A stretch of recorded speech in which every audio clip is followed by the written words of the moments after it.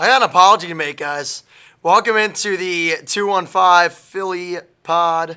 Guys, I got a apology to make. Honest to God, I don't remember if it was on camera or off camera, but I did say if the Flyers made the playoffs, I would apologize to the Philadelphia Flyers because listen, we have mostly me. I've been carrying the negativity. I've harbored a lot of negativity for this team, and while at times it's been deserved, they proved me wrong. So when something or someone proves you wrong in life, you got to own up to it. So I'm going to own up to it.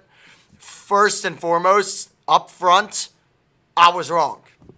And now we can talk about how the Philadelphia Flyers are going to the playoffs for the first time in 6 years, and they will play a home game next week, I think, for the first time in 7 years.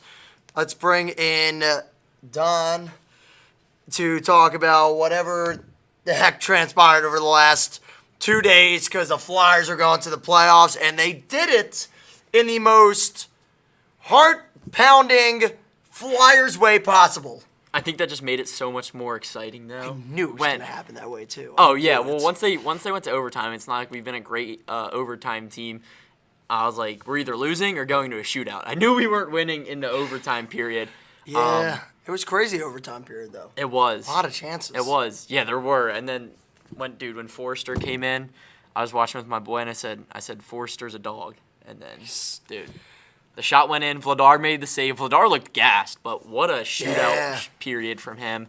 I can't believe they're in the playoffs. As of March 10th, they had a 3-point whatever. It was a 3% chance to make the playoffs as of March 10th. That's a month and 5 days ago.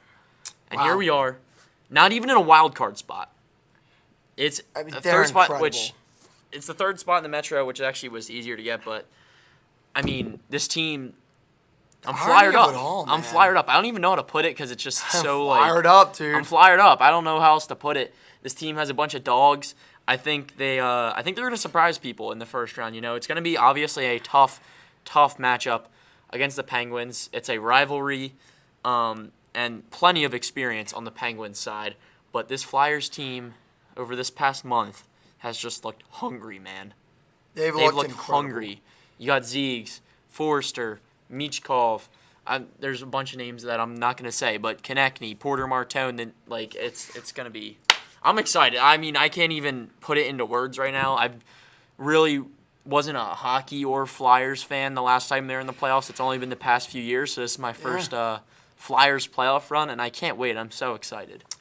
Man, I experienced 2023 and 24, and that was some of the worst, That's what I did watch, so I'm very excited. The worst devastation I've ever experienced in my life, and thank God they got it done, man. I mean, that was a heck of a game, obviously, but you know the funny part is we would actually be in the final wild card spot right now. It would if we did not get the Metro, we would still be in the final playoff spot with 98 points, and Senators have 97. They are playing tonight. The irony of it all is literally our season is over. There are still 2 more days. I know. I saw that. I was like, this isn't playoffs. I have a problem with that. I have a bone to pick on that because I think it's absolutely the NHL's problem that they're doing a disservice to themselves by not putting wrap up the season on Tuesday.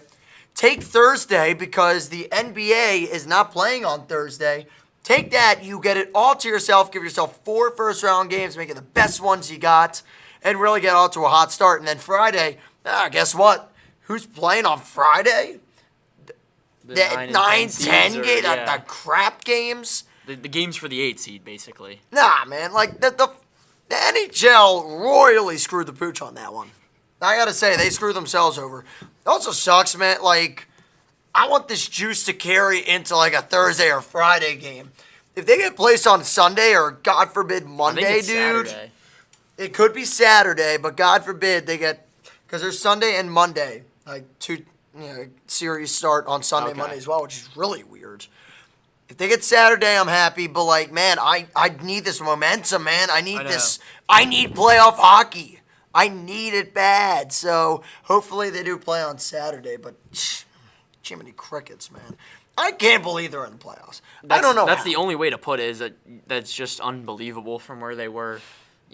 Going into the or coming back from the Olympic break, we were just. Yeah. I was rewatching what we said in episode 4 when we came back from the Olympic break, and we were basically saying the season is over. It's a waste. We weren't saying we should tank. We just were like, it's almost mathematically over, which it was. I mean, we had a literal 3% chance to make the playoffs. But this team has some dogs that I'm excited to watch in the playoffs. I'm extremely pumped, and I think that this Penguin series, we'll dive a little bit into it here, is an absolutely winnable series. When you look at the goaltending battle, I think the Flyers have that because I just simply think whatever combo the Penguins are going with is not at all better than Dan Vladar and how well he's played this year, how well he has been playing over the last couple of weeks. So I don't see a world where the Flyers lose the goaltending battle. I think the problem is going to be in the special teams. I think offensively, the Flyers actually are a little more deep than the Penguins, in my opinion. Because I think if Sean Couturier is your fourth-line center, as much as I rag on him and scream at him, that's a very good fourth-line center. So you got that advantage. Defensively, it's whatever. I mean, the Penguins have a lot of older defensemen. Flyers have younger defensemen. So what it's going to come down to, speaking of young versus old, who can be more disciplined? If the Flyers take a lot of penalties, I think we talked about it last week, the Penguins were 6th on the power play. I'd have to imagine they're pretty close right now to 6th again. So let me, while we're at it, confirm that for you. But the Penguins have a very good power play, man. They do. They're 7th right now, but that's a 24% power play. They score every 4 power plays, which is a lot. That's very good. And the Flyers still, with their 32nd ranked power play, last ranked power play in the entire NHL. 22nd ranked PK. The problem is going to be special teams. The Flyers are one of the best teams in even strength, like when playing on even strength, in the NHL as a whole. So that's how you got here. That's how you're going to have to keep the play. You're going to have to keep it at a even strength type of game. Obviously, there's going to be penalties, but you can't be taking more than 4 penalty minutes a game. Like 4, 6 plus that. That's going to be where you get into hot water. Right. And I think that the Flyers need to avoid that. And if they can, man, Penguins lose game 1 to the Flyers or game 2. Things get a little shaky, man, as you head back to Philadelphia, a team with a fan base that has been starving for playoff hockey over the last 7 years in their home barn. So I think the Flyers have the chance to put an enormous amount of pressure on the Penguins just by winning 1 game on the road. We talk about this with the Sixers every year, right? When they're on the road, or even at the Phillies, when they're on the road to start the series, take 1. Right. Take 1, get back home, see what happens. I think that's how the Flyers have to approach this. As long as they get 1, man, I feel pretty dang good about them going back home for games 3 and 4. And they've been a better road team than they've been a home team this year. That's the irony of it all. So I do think they take games 1 or 2, and that's where things could get sketchy for the Penguins. I hope it does. Gritty's going to be right. What is it? Iceberg? What's the dude's name? The Penguins mascot. Iceberg. Yeah, dude. There was a funny video we posted today. Like, Gritty is all over this dude on Twitter. That's funny. It's I like actually it's saw like Gritty on Twitter. I don't remember what it said, but I was just like, why is my hockey team mascot tweeting out? It's like the Phillies fans with the Braves mascot blooper a couple years ago where they like bullied him off the app. Yeah, that was hysterical. This is basically what's happening right now. It is great. But hey, the Flyers have a chance, man, and that's all you can ask. Somehow they made the playoffs. Right. Shout out Porter Martone, by the way. Shout out Porter Martone. He's like a dog, and I could see 7-game point streak. Dude, he is so good. Sweet. Like, whether it's 7 games or not, I think he's going to have a huge part to play in this series. Some young, new blood that the Penguins maybe aren't fully caught up on yet. But I think what you said about the special teams, you bring up such a good point that, especially in in hockey, when the game is already so physical, you see fights, you see conflict. Now the teams, it's one of the biggest rivalries It's already going to be scrappy, and it's a series. It's not just one game, call it done. That conflict, that aggression is going to carry over from game to game. So I think staying disciplined is going to be a big part of it, especially with how bad they are on the power play and the power kill. Yeah. I mean, yeah, special teams, unfortunately, you don't want it to be a big part of this series, but it very much so could be. Flyers will have to come up with a PK, a power play kill every so often, and when you have a shaky power penalty kill and a shaky power play, maybe there's a chance that it plays in the Flyers' favor. Maybe they get a goal on a power play, and the Penguins are just like, wait, what? Wait, hold on. That's the worst power play in hockey. So, I mean, listen, I think the Flyers have a chance. I think they do. They They got some dogs. I keep saying it. They got some dogs. Take a game. Take game 1 or 2, and the Penguins are going to shrivel. Yeah. Look at what they did against the Canadians in the COVID bubble. Look at what happens when he faces a little bit of pressure.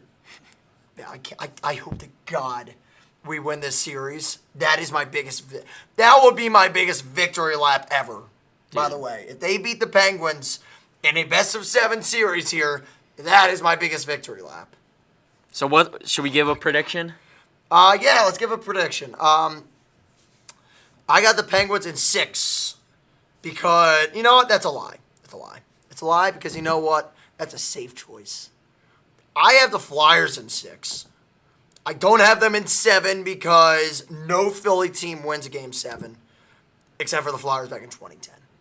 I think the Flyers win this in 6. Prediction, I got the Flyers in 6, and that's a bold prediction. But I do think they take game 1 or 2.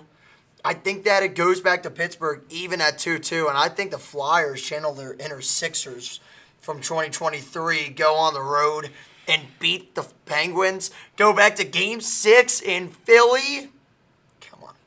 Come on! I hope they don't channel their inner Sixers. Come on! Give me that!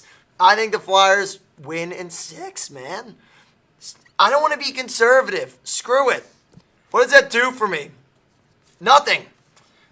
Give me the Flyers in 6. Screw it.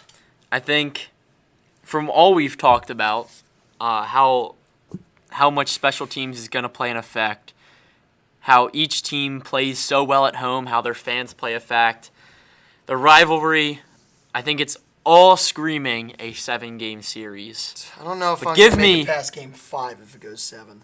Give me the Philadelphia Flyers to win in 7 games and move on. So you believe in them in 7? I believe. It's a new year. We need one of us to believe. You know the Ted Lasso picture with the Flyers logo? It says, I believe. That's me right now, or it just says believe. I believe, man. Just believe. I have more belief than many people do in this Flyers hockey team. They're so good, man. They're so much fun to watch. They are. I hope. They're a lot more fun than they were a few months ago. So let's keep it going. More fun than they were a month and a half ago. Yeah. You went to the Mammoth game. That was. Oh my gosh, that was like horrible. The crux of the entire problem, I think. I mean, after that, it was really like. Vladar stands on his head, goes out to field the puck. It goes, busts his rear end. No offensive help. It felt over. After that game, it felt over. It was kind of a summary of what had happened. But, hey, they turned it around. Obviously, next week, I don't think the series could even possibly be over next week. So, yeah, we'll talk more about it next week. We'll reassess where the series is at. And with the topic of reassessments, let's assess where the Sixers are at. They are playing in the play-in game tonight. That is against the Orlando Magic.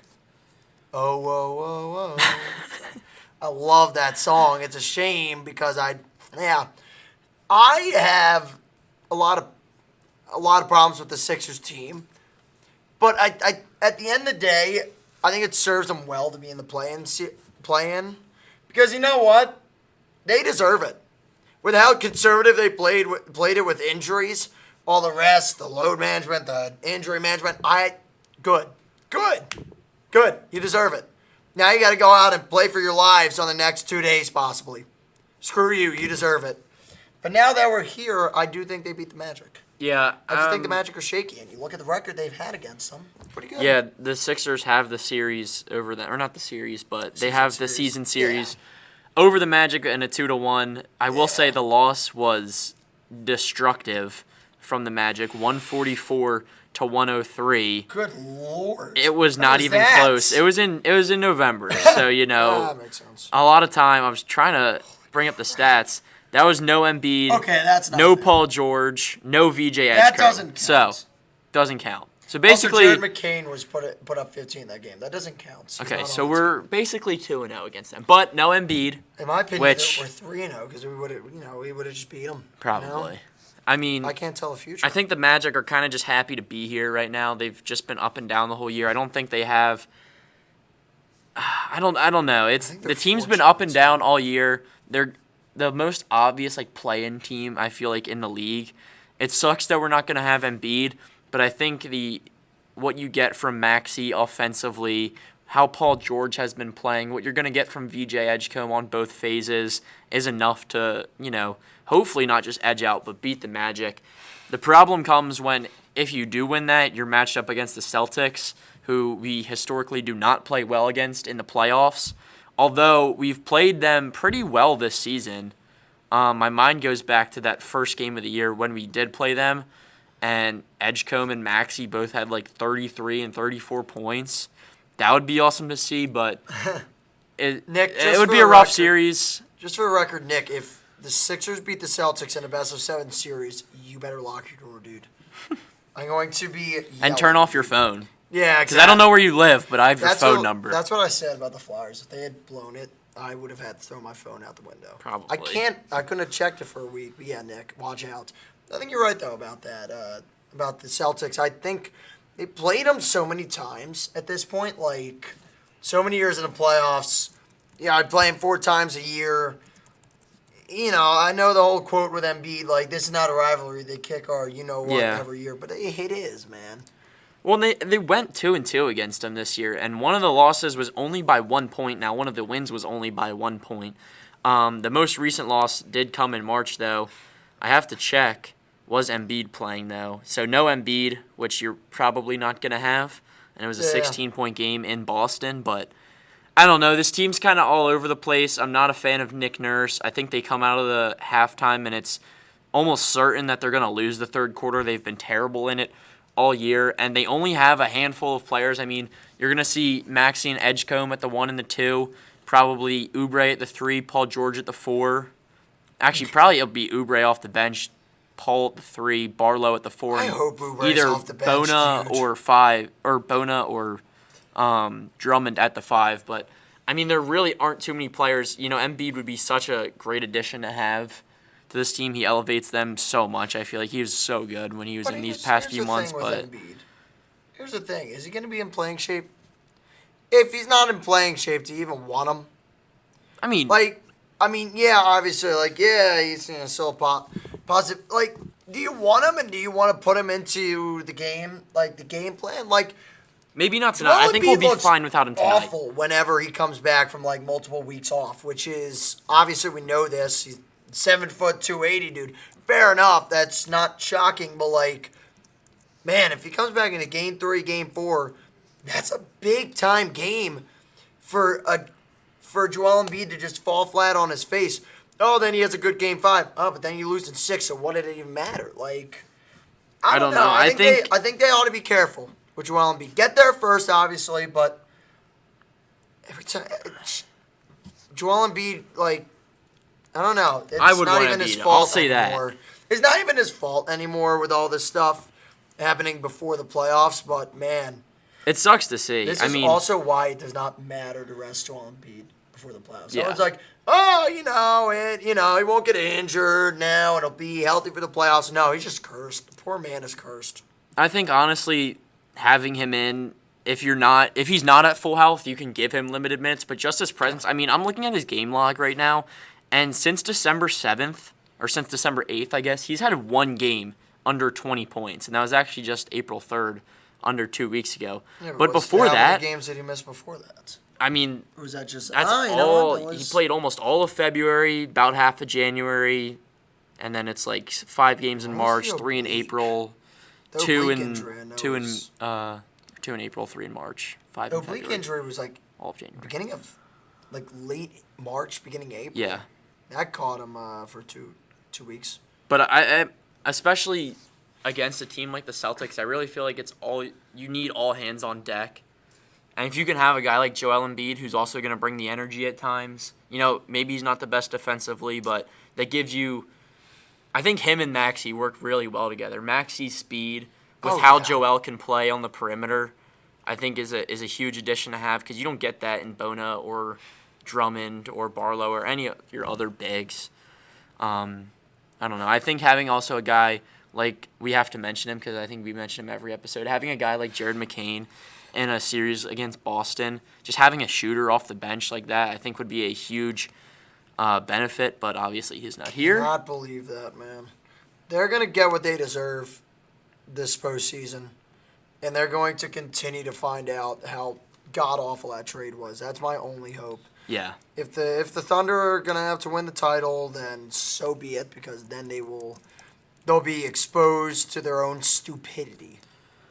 What does worry me against the Magic is Paolo Banchero because Barlow is likely going to be matched up on him. Yeah. Who has not been great defensively. Maybe we see Paul George, who's one of the better defenders on the team, but I think Paolo could give you trouble tonight. Overall, I think they'll be fine. And then, you reassess it when you go against Boston. That's going to be a hard series to win.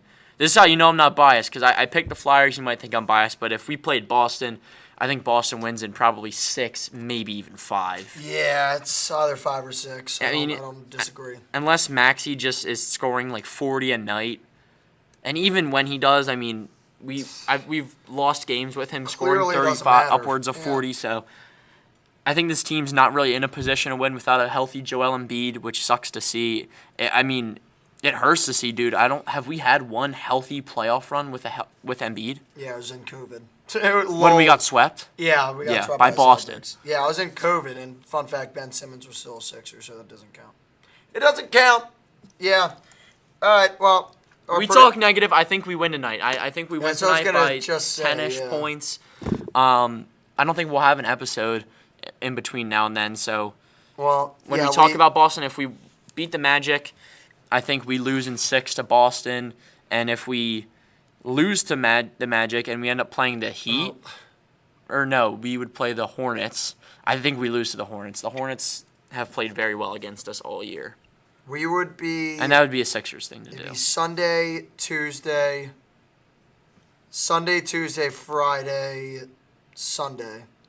Yeah, Sunday, Tuesday, Friday, and then obviously the Sunday game is game 4. So, 4 games this week. And the Sixers will be past game 2 when we return. Hopefully they're there. Hopefully they're there, but hopefully they're not down 0-2 and driving me insane. The worst thing would be if they missed the playoffs.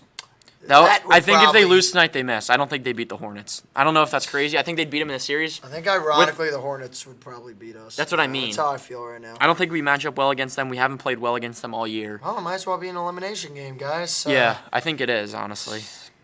God bless us all. All right, so, we both have them winning tonight, but at the end of the day, it's Sixers, and nothing is guaranteed in this life other than the Sixers driving me up a wall. So, you know who else has been driving me up a wall? Phillies? The Phillies. Dude, I just got done recording a Philly Menaces video with how mad I am. Well, I'll let you take it away to start then. Dude, I'm genuinely lost on how one team can literally just not hit the ball in more than one inning. They are one and done. And I don't know how you fix it, but I have a theory. Fire Kevin Long. I mean, that's like the normal thing. Like, I was going to say, I feel like that's been like an MLB team is really struggling at the plate. Who do you fire first? Well, I think there's teams that struggle. Those teams don't have Bryce Harper, Trey Turner, Kyle Schwarber, all these high-level players. These which teams I will say score in more than one inning. Yeah, that's true. I will say Harper, I would say the 3 of them have been a lot better than where they were when we were talking a few weeks ago, Bryce Harper especially. But when you look at a guy like Alec Boehm, who has been horrible at the plate, Stott has been horrible at the plate, Garcia's been struggling recently. He's still not doing that bad. But I don't know. I think Sosa deserves to start over Boehm. We saw it last night, and I mean, agree. he did nothing but play well. He had the 3-run homer to start. So Marsh has been great. I will say that. Crawford continues to be a beast. I love him so much. And he's going to get his first homer soon. Best believe it. He will get his first home run soon. I thought that triple he had, who even was that against? That was was that the Cubs? No. Who was before the Cubs? He had a triple. Oh, triple. And it was like this close away from being a homer. Either way. Diamondbacks. Yeah, against the Diamondbacks. Yeah. I thought that was a homer. That would have been sick because I think did we lose that game anyway? I don't know. Probably. This team has me all over the wall. I've been all Flyers and Sixers recently. Yeah, I'm mad, but like there's so many other there's bigger fish to fry in Philly sports right now to the point where I haven't really been able to get properly mad at them. I would just say I don't know what else you really expected. Yeah, that's the other thing. Because what do you expect? You're running it back with the same. I mean, we've said this before. You're running back with the same guys. Your big addition was Garcia, who's been good. He has been great. You bring in Crawford, who has been better than expected, but you're still struggling. You bring back Stott, who isn't the greatest batter, and now he's playing terrible. We knew Bohm was not going to be this great cleanup hitter, and now he's not even in the starting lineup. I do like Sosa, but maybe you try to trade Bohm and start Sosa until Aiden Miller's ready. Is that what we're coming to at this point? And when it comes to pitching, Nola, I think the bullpen has actually been pretty good. But Nola infuriates me. There's a guy every night that's exploding. Yeah, that's true. But I feel like for the most part, the bullpen has been a positive. But Nola drives me up a wall. It's just consistency. Taiwan Walker should not drives me up 3 walls. Guys, where is Zach Wheeler? Zach Wheeler? This is getting out of hand. This is getting out of hand. I know, obviously, it's a very big thing to come back from, but his expected return date is late April. Awesome. So what? April. That's probably another 2-3 automatic losses with Taiwan Walker. So great. Well, we're under 500, so let's just count ourselves 8-12 right now. Then. Yeah. We're basically 8-12. We are pre-adding the losses. It's like pre-ordering a video game. Well, and you pre-order them and then it arrives. What sucks is you came back from that West Coast road trip where you played the Giants and the Rockies, and you have a 9-game homestand. You're like, all right, let's get some momentum going. We are 2-3 in that home stretch. We now have rage. We're playing for the series win against the Cubs tonight with Luzardo on the mound. So that's... Well, Luzardo's been good, so that's a positive, I'd say. And then you have the Braves, who have been good. The Braves have been very good this year, which we kind of talked about. We're like, if they can stay healthy, they can be good. Yeah. And guess what? They are good. They're at the top of the NL East right now. Again, it's better for baseball when the Braves are good, as much as we hate it. I don't think I can. I don't think I can get behind that. Man, it's not fun when the NL East should be a battle every year. The Mets suck. Listen, the Mets, it's great when the Mets suck. That's more normal. But the Braves, their fans do get into it. As much as I hate them, they're a good ball club that usually has run well until the last couple of years. But as long as we're better, which right now we're not, so I can't get behind it. It sucks. You know what's gonna bring them out of this rut? A post-game concert by Jordan Davis on Friday nights. It's not even the worst thing. It's not a knock on Jordan Davis. It's the fact that we're doing post-game concerts in April. Hey, guys, we're 8-10. Or 8-11 if they lose the next 2 games. Now, let's sing a Jordan Davis song. He's not even going to be the best Jordan Davis in Philly.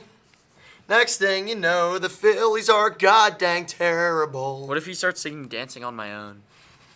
Then I'll get more mad. I'm not going to lie. I don't want... He'll get booed. Yeah, probably. Yeah, you know what? It's a shame because everyone rallied around it, and I was everyone's like, "Dude, we never got the job done with Dancing on My Own. Yeah. Why are we cheering this?" Yeah, it's a shame. Why don't we play High Hopes by Harry Callis? That would be better. Have you seen the Flyers song All I Need? Oh my God, yes! That's apparently the Flyers song, so I love it. All Philly fans were rolling with it. I saw an edit. As long as the Flyers are in the playoffs. I saw an edit of that today. That's with the All I Need song in the background. I can't wait. I'm so excited for the playoffs. But so fun. I mean, I don't have anything else on the Phillies. I really don't have anything on the Eagles. I mean, the Rossini rumors we talked about last week, she resigned from the Athletic. So that's a whole thing. I guess Howie Roseman said in their press conference, him and Sirianni flat out, he said they asked him about A.J. Brown. He's like, what do you want me to say? He's like, A.J. Brown's an Eagle. That's what he said. Plain and simple, A.J. Brown's an Eagle. I don't think we're trading for him. I keep seeing mocks with us taking a receiver in the first round. I think that is insane. You know, we'll really dive into the draft next week with it being the day before the draft. Actually, think that we just traded for two.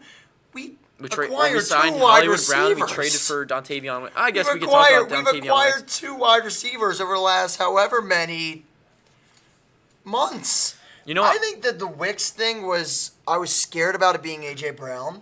But, like, now that it's not, like, doesn't mean that A.J. Brown's leaving. I don't really have much on it. I'm like, well, I think he's a great depth piece, but the people that are saying he's going to, like, some Eagles fans, I love the Eagles, and I probably am a little bit biased. He's a wide receiver one. The Eagles fans that are like, oh my gosh, this move is so good, he's going to have 800 yards. Guys. Oh my God, what a steal. He's not better than Jahan Dotson. And he couldn't produce in a receiver core with Christian Watson, who was never healthy, Romeo Doubs, and a rookie Matthew Golden, who had like 400 yards last year. Dontavion Wicks is a wide receiver 3 at best. I don't even think he's better than Hollywood Brown. I think we'll end up drafting someone on day 3 that could probably make the roster over him, which sucks because I don't think it will, but think he could. I don't know. I think he's a great route runner. I think he's young, and I think he has potential on a receiver core like the Packers. Where they don't have studs. But that's where he just was. So, I don't know. I mean, it's Dontavion Wicks, guys. Let's not overreact here. We saw what Jahan Dotson is a better receiver than Dontavion Wicks. I think he's probably a better receiver than Hollywood Brown. We'll see. I think Hollywood Brown can be better than Dotson, but I think Dotson's a very good receiver, and he didn't have the numbers, and it's not going to happen. You have guys like A.J. Brown and Devontae Smith and Dallas Goedert, and you incorporate a run game with Saquon Barkley and Jalen Hurts. You can't have 8 guys produce on the offense, 7 guys. So I think we need to calm down, Philly fans. I think the offense will be better than last year, even though we're running back the same guys. Obviously, Sean Mannion will be in there. I don't see how it could get worse. We need to calm down. We're going to talk draft next week. Well, you don't want to say that. I don't see how it could get worse. It can get worse. It can get worse. Oh, absolutely. Look at what happened in 2024 when they had that collapse. That offense was better than it was last year.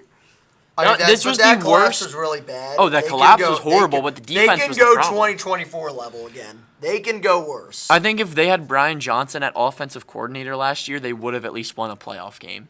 I think he was that much better than Patullo. I think Patullo. Yeah. I mean, now that article came out saying Hurts, wasn't changing a lot of stuff that Patullo had. I don't know the ins and outs of like how true that was. So I think this will be a big telltale this year. But we'll get into that next week with the draft. It'll be the day before the draft.